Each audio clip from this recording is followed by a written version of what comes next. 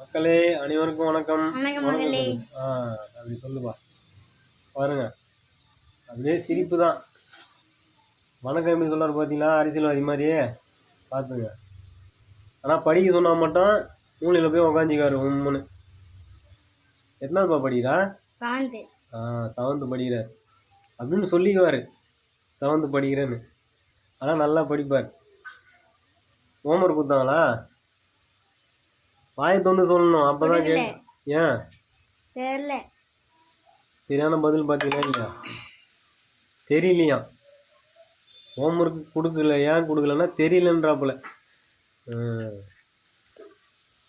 பாருங்க மக்களே, ஹோம்ஒர்க்கு கொடுக்கல தெரியலையா? இப்படி ஹோம்ஒர்க் கொடுக்குற அன்றைக்கி இருவர் வருவார், பேக்கை மூலையில் வைப்பார். அன்றைக்கி ஃபுல்லாக நம்ம வீட்டு பக்கமே வர மாட்டாரா, வாயா வீட்டில் தான் இருப்பார். அப்புறம் ஸ்கூல் போகிற அன்றைக்கி தான் வந்து தலையை சொஞ்சிக்கின்னு நிற்பார். அப்போ ஹோம்ஒர்க் எழுதணும்னு தலையை அப்படி சொல்லிவார். எப்படிப்பா சொல்லிவார்? அப்படி தான் வாயை வந்து எதுவும் பேச மாட்டார், தலையை மட்டும் சொல்லிவார். நம்ம புரிஞ்சிக்க வேண்டியது தான், ஹோம்ஒர்க்கு எழுதலை புள்ள ரைட்டு அப்படின்னு. வணக்கம் சொல்லு.